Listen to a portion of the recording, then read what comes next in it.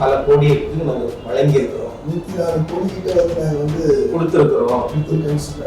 ஆனா தவறு செய்தவர்களுக்கு தண்டனை வாங்கி கொடுத்தீங்களான்னு கேட்டா, போனோம், தப்பு பண்ணோம், மாட்டிக்கிட்டோம், கேமரா இருந்துச்சு, புடிச்சிட்டாங்க, அதனால நாம வந்து பிணையில வெளியில வந்திருக்கிறோம் அப்படின்ற ஒரு இதுதானே வரும். நீங்கள் அவர்களுக்கு தண்டனை குற்றவாளியாக நீங்கள் நிரூபிக்கிற வரை இந்த அரசு என்ன முயற்சி செய்கிறது? படிக்க வைக்கிறதுக்கு உங்களுக்கு காசு இல்ல, பள்ளிக்கூடத்தை மூடுறீங்களே, குடிக்க வைக்கிறதுக்கு இருக்கக்கூடிய மதுபான கடையை என்றைக்காவது இந்த அரசு மூடியது உண்டா சார்? தமிழ்நாட்டுல இந்த 4.5 ஆண்டு காலத்துல 13 பேர் சென்றதை தம்பட்டம் அடிச்சீங்களே, திமுக கட்சியே 173 பேர் அரசாங்கத்தின் கவனக்குறைவலால் செத்துக்கிறாங்களா சார்? யாராவது பேசுறீங்களா சார்? அரசாங்கம் 46,000 கோடி கடல் இருக்கிறத இல்ல நாங்க இலவசமா கொடுறோம் அப்படின்னா என்ன ஆகணும்னா, தனியார் பேருந்துக்கு இவர்கள் தயாராகி விட்டார்கள். இன்னைக்கு பீகார்ல வாரிசு அரசியல் முடித்து வைக்கப்பட்டது. தமிழ்நாட்டில் 2026 முடித்து வைக்கப்படும்.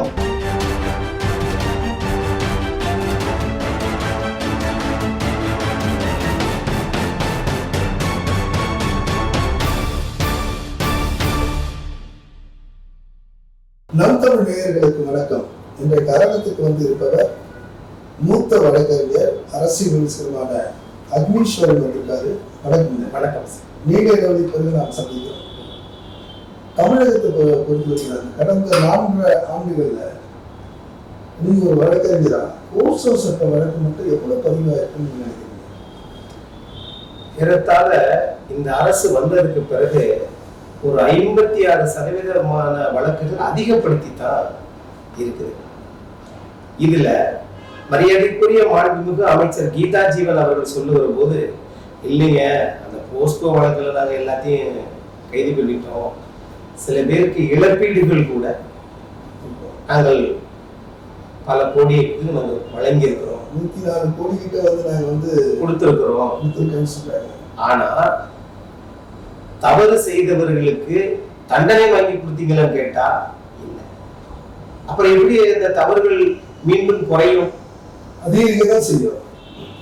போனோம், தப்பு பண்ணோம், மாட்டிக்கிட்டோம், கேமரா இருந்துச்சு, புடிச்சிட்டாங்க, அதனால நாம வந்து பிணையில வெளியில வந்திருக்கிறோம் அப்படின்ற ஒரு இதுதானே வரும். நீங்கள் அவர்களுக்கு தண்டனை குற்றவாளியாக நீங்கள் நிரூபிக்கிற வரை இந்த அரசு என்ன முயற்சி செய்தது? உடனே அடுத்த கட்ட நடவடிக்கை, இல்லைங்க குற்றங்கள்லாம் குறைஞ்சிருச்சு, பாதிக்கப்பட்டவர்களுடைய முறையீடுகளை ஏற்று அந்த புகார்களை ஏற்று கேஸ் ஃபைல் பண்ண தானே தகவல் வரும். நீங்க அவன் வந்து ஈஸியா தப்பித்துக்காக ஜாமீன் வாங்கிட்டு போயிடுறாங்க. ஆகவே கடுமையாக்கப்பட வேண்டும் சட்டம். அதுதான் இப்ப நீங்க இந்த ஆட்சியில வந்து பெண்களுக்கு வந்து பாதுகாப்பு வந்து உறுதியான தன்மை இல்லைன்னு சொல்றீங்களா? இல்ல, பல்வேறு நீங்க வந்து பாத்தீங்கன்னா அந்த ஆட்டோ வாகனங்கள் மற்ற வந்து விழிப்புணர்வு போஸ்டர்கள் அது நிறைய பார்க்குறோம். அரசாங்கம் நிறைய வந்து செலவு பண்ணி இருக்குதா வந்து ஒரு தகவல் சொல்றாங்க. ஆனாலும் வந்து குற்றங்கள் பெருகதானே செய்யுது, பாதுகாப்பு இல்லைன்றீங்களா? நீங்க மரியாதைக்குரிய சைலேந்திர பாபு தமிழ்நாட்டுல அவர் வந்து இருக்கும் போது கோயம்புத்தூர்ல இதே சம்பவம் நடந்ததுல அப்ப என்ன பண்ணாங்க, அந்த ஆட்டோ ஓட்டுநரை 24 மணி நேரத்தில் அவர்களுக்கு தண்டனை வழங்கப்பட்டு விட்டது. அப்போ உடனடியாக அதுதான் இந்த மக்கள் எதிர்பார்க்கக்கூடிய தீர்ப்பு அப்படின்னு நான் பார்க்கிறேன். ஆனா இங்க கூட்டு பாலியல் வன்புணர்வு நடந்ததற்கு பிறகு கோயம்புத்தூர்ல நாங்க காலில் சுட்டு பிடிச்சோம் அப்படின்னு சொன்னால் இது எங்க சார்? இது வந்து கிட்டத்தட்ட வந்து அந்த பெண் வந்து 7 மணி நேரம் வந்து போராடி அவர்களாகவே மதுசுவரை ஏறி குதிச்சு வந்திருக்கிறாங்க அப்படின்னு சொன்னா இது வந்து நம்ம வந்து இது பறைசாட்டிக்கலாம். அதோட என்னன்னா காவல்துறை நாங்க போய் தேடணும், ஆனா கிடைக்கலன்னு ஒரு சம்பவத்தை பதிவு பண்றாங்க. அதுதான் உங்களுடைய வளர்ச்சி. காவல்துறையை வைத்திருக்கக்கூடிய தமிழ்நாட்டின் மாண்புமிகு முதலமைச்சர் அவர்கள் நாங்கள் அவர்களை வந்து தேடியும் கண்டுபிடிக்க முடியல அப்படின்னு சொன்னா நீங்கள் வந்து எப்படி பணியாற்றீங்கன்னு பார்த்துக்கோங்க. அவ்வளவுதான். அதோடு சரி, 2 நாள் பேசப்பட்டது. சென்ற வாரம் நீங்க பார்த்துருக்கீங்க திருச்சியில வந்து மிகப்பெரிய ஒரு அதிர்ச்சியுடன் சம்பவம் என்னன்னா, மார்சல்பேட்டை காவல் குடியிருப்புல வந்து ஒரு பையனை 5 பேர் அந்த கும்பல் வந்து ஒரு போலீஸ் குவார்டர்ஸ்குள்ளேயே போயிட்டு ஒரு எஸ்சி வீட்டுல வந்து வெட்டி சாய்க்கிறாங்க. அது ஒரு பாதுகாப்பு காவலர்களுக்கு பாதுகாப்பு இல்லை அப்படின்றத உறுதிப்படுத்துறதுக்கு தான் இந்த போன்ற சம்பவங்கள் நடக்குது சார். காவல்துறை மேல அச்சம் இருக்கணும் சார். ஒரு போலீஸ் அதிகாரி இன்னைக்கு வந்து நவீனமயமாக்கப்பட்ட இதுல இருக்கிறீங்க. உங்களுக்கு காவல் நிலையம் வந்து செல்போனை வச்சு நீங்க உங்களால அதை கண்டுபிடிக்கக்கூடிய இதெல்லாம் இருக்குதுல்ல. கேமரா வைக்க சொன்னாங்க நீதியரசர் கிருபாகரன் கேமரா வைக்க சொன்னார்ல. நீங்க எல்லா இடத்துலயும் கேமரா தான் வச்சிருக்காங்க. இல்ல வேலை அப்படி வேலை பார்க்காத இடத்துலதான் நீங்க வச்சிருக்கிறீங்களா? அப்ப எங்க குற்றம் நடக்கிறதோ அந்த இடத்துல நீங்க கேமரா வைக்கணும். அந்த கேமரா செயல்படணும். சில நேரத்துல ஆஃப் பண்ணிட்டு தானே இது பண்றீங்க. தவறுகள் நடப்பதற்கு அதுவும் ஒரு காரணமா இருக்குதுன்னு நான் பாக்குறேன். அதே போல வந்து அது வந்து என்னன்னா திமுக ஆட்சியில மட்டும்தான் வந்து கல்விக்கு வந்து அதிகமா வந்து நிதி ஒதுக்கப்பட்டது. நிறைய மாணவர்கள் வந்து பள்ளிக்கு வருவதாக வந்து கல்வித்துறை அமைச்சர் வந்து பதிவு பண்ணியிருக்காரு. பள்ளி கல்வித்துறை அமைச்சர் இரண்டு பேரும் வந்து திமுக ஆட்சியில தான் மிகப்பெரிய ஒரு சாதிச்சுதான் சொல்லியிருக்காங்க. ஆனா ஒரு புள்ளி விவரம் என்ன சொல்றது, அரசாங்கத்துல வந்து கிட்டத்தட்ட வந்து ஒரு 10,000 பள்ளிகள் வந்து பாழடைந்த நிலையில இருக்கு. ஆனா வந்து 500 தனியார் பள்ளிகளுக்கு மேம்படுத்துறதுக்கு ஒரு தீர்மானத்தை கொண்டு வந்திருக்காங்க அப்படின்னு சொன்னாரு. நீங்க எப்படி பாக்குறீங்க? அதாவது சார் தமிழ்நாட்டை பொறுத்தவரை சார் சென்ற முதலமைச்சராக இருந்த திரு எடப்பாடி பழனிசாமி அவர்கள் ஆட்சியில தான் கொரோனா காலகட்டத்தில் எப்படி கையாண்டாங்க. அந்த காலகட்டத்தில் 2019-20 தான் தமிழ்நாட்டினுடைய உயர்கல்வியினுடையது 51.4% வந்துச்சு. அப்ப இது இன்னைக்கு உயர்ந்து இருக்கிறது. ஆனா அந்த இக்கட்டான காலகட்டத்திலையும் அவங்க வந்து உயர்த்தினாங்க. இன்னைக்கு ஏறத்தாழ தமிழ்நாட்டுல அநேகமான பள்ளிகள் இந்த அரசுல 46,000 கோடி அதிகமாக நிதி ஒதுக்குகிறது பள்ளி கல்வித்துறைக்கு தான். இதுல வருத்தமானது என்னன்னா ஏறத்தாழ ஒரு 268 பள்ளிக்கூடங்கள் தமிழ்நாட்டில் அரசு பள்ளிக்கூடத்தை இழுத்து மூடிய பெருமையும் திராவிட முன்னேற்ற கழகத்துக்கு தான் சார். மாணவர்களே இல்லாத இருக்குது 888 ஆசிரியர் நியமனம் சொல்லிட்டு பண்ணல. நாம் வாழ்கிறது சென்னையில 19 பள்ளிக்கூடத்தை கூடியிருக்கிறாங்க சென்னையில மட்டும். அப்படின்னா நீங்கள் கல்விக்கு கொடுக்கிற முக்கியத்துவம் அதுதானா? ஆனா மாறா பாருங்க, தனியார் பள்ளிக்கூடங்கள் அதிகமாக இயங்கிக்கிட்டு இருக்கு. அதுல குறைஞ்சபட்சம் 1 லட்சத்துக்கு குறைவாக இன்னைக்கு எந்த பள்ளிக்கூடமும் வாங்கல. ஆனா அதனுடைய எண்ணிக்கையை தமிழக அரசு வெளியிடுமா? அந்த பள்ளிக்கூடம் ஏதாவது நான் இந்த தொலைக்காட்சியில் இந்த ஊடகத்துல கேட்கிறேன், தனியார் பள்ளிக்கூடங்கள் கடந்த 5 ஆண்டுகள்ல ஏதாவது ஒரு பள்ளிக்கூடம் இல்ல எங்களுக்கு மாணவர் வரல, ஆசிரியர்கள் பற்றாக்குறை, இல்ல அது யாருடைய குறை அப்படின்னு நினைக்கிறேன்? அரசின் குறை. கல்வித்தரம் வந்து குறைவா இருந்ததுனால, ஆசிரியர் தரம் குறைவானதுனால ஏற்படக்கூடிய கோளாறா, இல்ல அரசு மீது இன்னும் வந்து மக்களுக்கு வந்து நம்பிக்கை வராத? நீங்க அரசின் மீது நம்பிக்கை இல்லை அப்படிங்கிறத பணம் நிறைய ஒதுக்குறீங்க. 46,000 கோடி தமிழ்நாட்டுடைய நிதிநிலை அறிக்கையில அதிகமான பணத்தை நாம கல்விக்கு தான் செலவழிக்கிறோம். அப்புறம் தான் மருத்துவம், அப்புறம் தான் அடிப்படை கட்டமைப்பு, அப்புறம் தான் சாலை வசதி, இவ்வளவு வருதுல. ஆனா படிக்க வைக்கிறதுக்கு உங்களுக்கு காசு இல்ல, பள்ளிக்கூடத்தை மூடுறீங்களே. குடிக்க வைக்கிறதுக்கு இருக்கக்கூடிய மதுபான கடையை என்றைக்காவது இந்த அரசு மூடியது உண்டா சார்? ஆனா தமிழ்நாட்டில் அதிகமா சார் இங்க நடத்திட்டு இருக்கிறாங்க. ஒரு ஆண்டுக்கு 48,000 கோடி வருமானம்.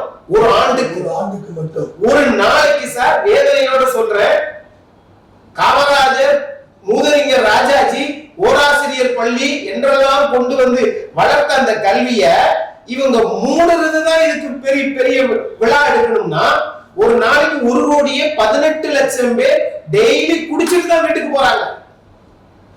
அப்புறம் பாட்டிலுக்கு 10 ரூபாய் அப்படின்னு சொல்லிட்டு பல கோடி ரூபாய், அது அவங்களுடைய ஸ்லோகன். ஆனா திராவிட மாடலுடைய சாட்சி அப்படின்னு நீங்க பாத்தீங்கன்னா, பாட்டிலுக்கு 10 ரூபாய் அப்படின்னு சொன்னா அது நீங்க பரவாயில்ல குடிக்க வச்சு கல்லீரல் கணையம் அதெல்லாம் வந்து இது பண்ணி சொல்லி ஆண்களை நீங்கள் எந்த அளவுக்கு சித்திரவதை செய்ய ஒரு அரசாங்கம் செய்யற சித்திரவதை தான் அது. பாட்டிலுக்கு 10 ரூபான்னா திருவாரூர்ல ஒரு மூட்டைக்கு 40 ரூபாய் கேட்கிறாங்க. அப்ப இந்த அரசின் சாதனை என்னன்னு பாத்துக்கோங்க. கிட்டத்தட்ட அந்த விவசாயிகள் 65% விவசாயம் தான் நம்ம தமிழகத்துல வந்து வாழ்வாதாரத்தில் இருக்காங்க. அந்த விவசாயிகளுடைய நிலைமை வந்து கண்ணீர் விட்டு வந்து கலரக்கூடிய ஒரு சூழ்நிலை வந்து இந்த அரசு கொண்டு வந்ததுக்கான ஏன் இந்த நிலைமை ஏற்பட்டது? இது நிலைமையில தீர்வு எதுவும் இல்லைங்களா? கடந்த 2-3 ஆண்டுகளாக சார் தமிழ்நாட்டில் நடக்கக்கூடிய ஒரு ஜீவாதார பிரச்சனை அல்லது சட்டம் ஒழுங்கு சார்ந்த பிரச்சனை, இது எல்லாத்துக்குமே தமிழ்நாடு முதலமைச்சர் அங்க நேரடியா செல்றதே இல்லை. ஏன்? கள்ளக்குறிச்சி பிரச்சனை 68 பேர் விசச்சாராயம் செத்தாங்க. அந்த கண்ணுக்குட்டி கோவிந்தராஜன் இன்னைக்கு பிணையில் வெளியில வந்து சுதந்திரமாக செயல்படுகிறார். அவர் 40 ஆண்டு காலம் இதைத்தான் செய்யறாரு, அது வேற விஷயம். 46 ஆண்டு காலம் செய்யறாரு. ஆனா இந்த கள்ளக்குறிச்சிக்கு முதல்ல போய் அவர்களை பார்த்தது மாண்புமிகு எதிர்க்கட்சி தலைவர் எடப்பாடி பழனிசாமி. திருவாரூர்ல விவசாயிகள் பாதிக்கப்பட்டாங்க, மாண்புமிகு எதிர்க்கட்சி தலைவர் எடப்பாடி பழனிசாமி. ஆனா இவங்க என்ன சொல்றாங்கன்னா, தூத்துக்குடியில 13 பேர் செத்துட்டாங்க, இன்னும் ஒரு 40 வருஷம் சொல்லிட்டு இருப்பீங்களா? இந்த யூடியூப் வாயிலா நான் சொல்றேன், தமிழ்நாட்டுல இந்த 4.5 ஆண்டு காலத்துல 13 பேர் செத்ததை தம்பட்டம் அடிச்சீங்களே திமுக கட்சியே. 173 பேர் அரசாங்கத்தின் கவனக்குறைவலால் செத்துக்கிறாங்களா சார்? யாராவது பேசுறீங்களா சார்? இங்க தமிழ்நாட்டுல வாய்ப்பூட்டு சட்டமா போட்டிருக்குது. தஞ்சாவூர்ல அந்த தேர் தீ விபத்து 11 பேர். மரக்காணத்துல 2023ல 23 பேர் 10 லட்சம் கொடுத்து நாம அதை முடிச்சிட்டாங்க. அடுத்து 24 இங்க விமான சாகசம், இங்க வான ஊர்தி 5 பேர் செத்தாங்க. முதலமைச்சர் தலைமையில நடந்துச்சு சார் அது. அதுக்கு அடுத்து நீங்க கள்ளக்குறிச்சியில 68 பேர், இப்ப கரூர்ல 41 பேர், எல்லாத்தையும் கூட்டி பாருங்க. அது இல்லாம நீங்க காவல் நிலைய மரணங்கள் 25 பேர், 173 பேர் சார். யாரும் இதை பத்தி பேசவில்லை. மரியாதைக்குரிய விசிக கட்சியின் தலைவர் திருமாவளவன் இதை பத்தி என்னைக்காவது வாய் திறந்திருக்கிறாரா சார்? கம்யூனிஸ்ட் இயக்கங்கள் ஐயா சண்முகம் பேசியிருக்கிறாரா சார்? மக்களுக்காக போராடணும், மக்களுக்காக நீதி வந்து போராடக்கூடிய கட்சி தானே சார். நீங்க வேணா இப்படி வேணா சொல்லலாம், மக்களே வந்து 173 பேரை சாகடிச்ச திறமை வாய்ந்தார் சொல்ல முடியும். அதனால நீங்க எதற்காக போராடுறீங்க? நீட்டு விளக்குக்காக போராடுறீங்களா? நீட்டுக்கு தான் அவர் வந்து அருமையா துணை முதலமைச்சர் சொன்னாரு, எங்ககிட்ட ஒரு ரகசியம் இருக்கு அப்படின்னு சொல்லிட்டாரு. அது இன்ன வரைக்கும் தெரியலையா சார்? அரசியல் பண்றதுல கூட சார் அது ஆக்கப்பூர்வமான அரசியலா அல்லது அழிவு சார்ந்த அரசியலா அப்படின்னு பாக்கணும்ல. நீங்க பண்ணுனது உங்களுக்கு ரகசியம். அது அந்த ரகசியம் என்னத்தை சொல்லவா? சட்டமன்றத்துல சொல்லாத ரகசியம். நாங்க இளைஞரணி செயலாளராக இருந்த வெள்ளக்கோயில் சாமிநாதனை நாங்கள் நீக்க போகிறோம், அதுதான் அவர்கள் ரகசியம். அந்த இளைஞரணி செயலாளரை போட்டு நாங்க சேப்பாக்கத்தில் இருந்து வெற்றி பெற வைத்த திரு உதயநிதி அவர்களை விளையாட்டுத்துறை அமைச்சரா மாத்த போறோம், அதுதான் ரகசியம். கொஞ்ச நாளில விளையாட்டுத்துறை அமைச்சரை துணை முதலமைச்சராக போகிறோம், அதுதான் ரகசியம். அதுல என்னன்னா சிறப்பு திட்ட அமலாக்கத்துறை எல்லா மந்திரிகளுடைய துறையும் அவர் ஒரே கண்ட்ரோல்ல வரக்கூடிய ஒரு துறை. அது முதலமைச்சரின் கீழ் இருந்த துறையை அம்மையார் ஜெயலலிதா அவர்கள் இது தனித்தனி அமைச்சர் கொடுத்தா அவங்க ரொம்ப கவனம் செலுத்த மாட்டாங்க, அது விரைவாக நடக்காதுன்றதால முதலமைச்சர்கிட்ட கீழே இருந்துச்சு. ஆனா இவங்க என்ன பண்ணிட்டாங்க, அந்த துணை முதலமைச்சருக்கு. ஏன் சார் நான் கேட்கிறேன், வாரிசு அரசியலை எல்லாரும் ஏத்துக்குங்கன்றாங்க. இன்னைக்கு பீகார்ல வாரிசு அரசியல் முடித்து வைக்கப்பட்டது, தமிழ்நாட்டில் 2026 முடித்து வைக்கப்படும். நான் கேட்கிறேன், தமிழ்நாட்டுல யாராவது எடுத்துக்கங்க, எந்த அரசியல் கட்சி எடுத்துக்கங்க, ஒரே குடும்பத்துல 3 முதலமைச்சரை உருவாக்கின குடும்பம் இந்தியாவில எந்த மாநிலத்துல எந்த அரசியல் கட்சி சொல்லுங்க சார்? திமுக தவிர வேற யாரும் இல்லையே. ஏன் இல்ல? அவ்வளவு தெளிவா இருக்கீங்க நீங்க.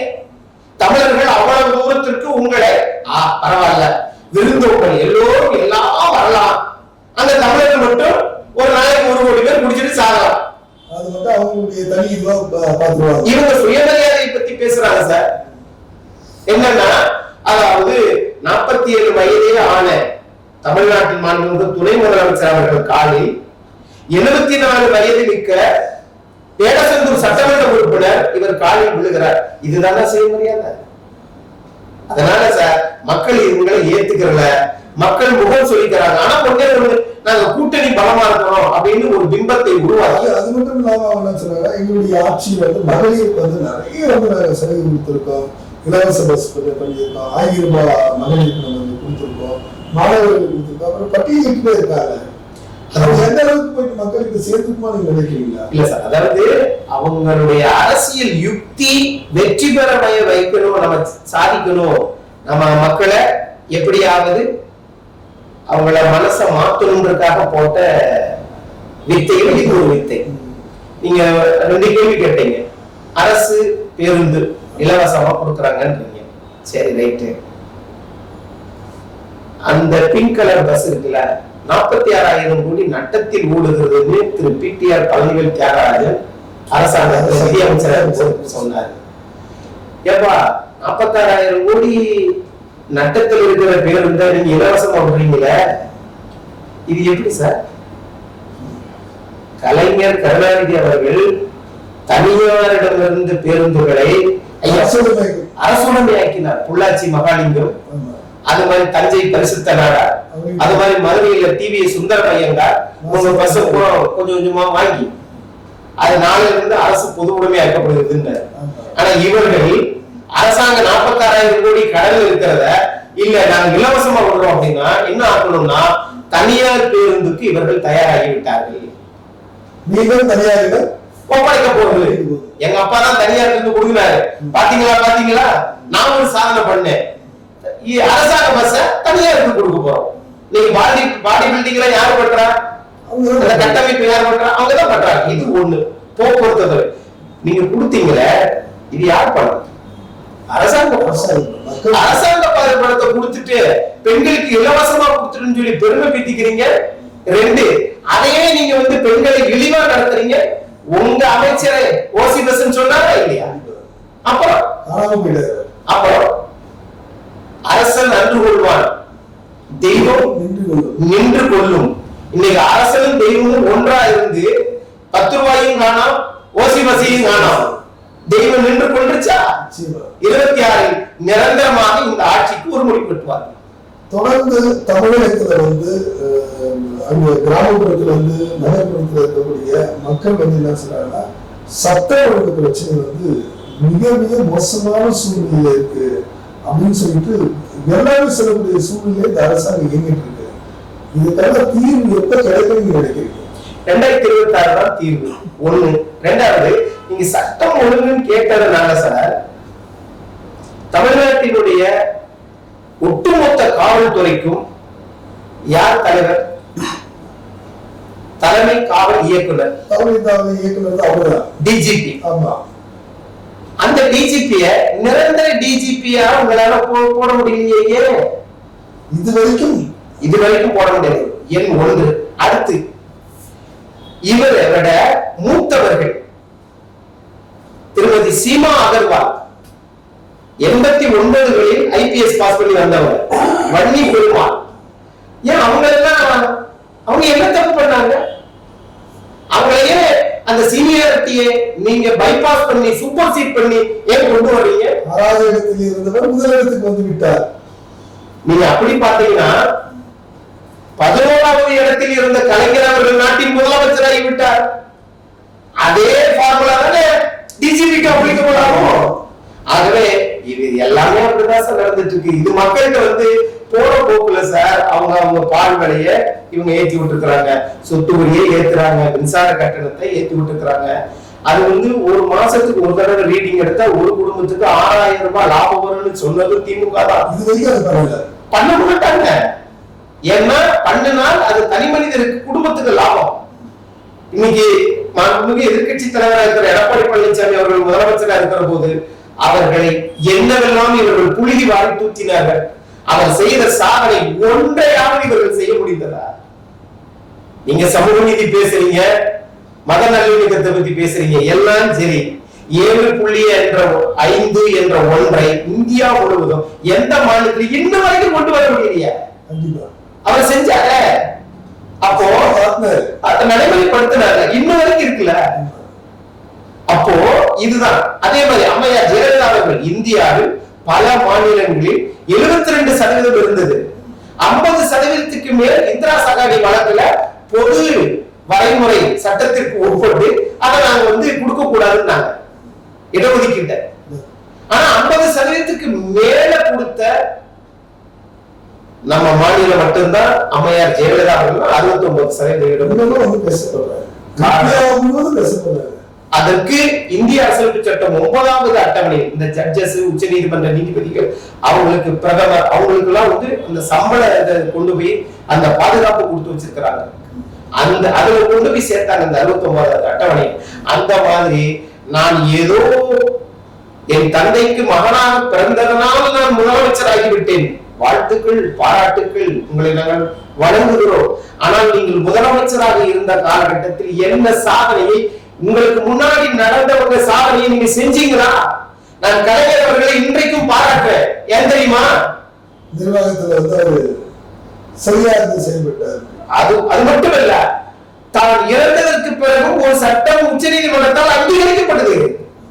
அருந்ததியினர் உள் இடஒதுக்கீடு 3%, 7.5 உள் இடஒதுக்கீடு எடப்பாடி பழனிசாமி, 69% மறைந்த ஆளுமிக்க ஜெயலலிதா அவர்கள் அம்பாசங்கர் கமிஷன் மூலம் பிற்படுத்தப்பட்ட மக்களுக்காக கொடுத்தார், சட்டத்தை கொடுத்தார் புரட்சி தலைவர் எம்ஜிஆர்.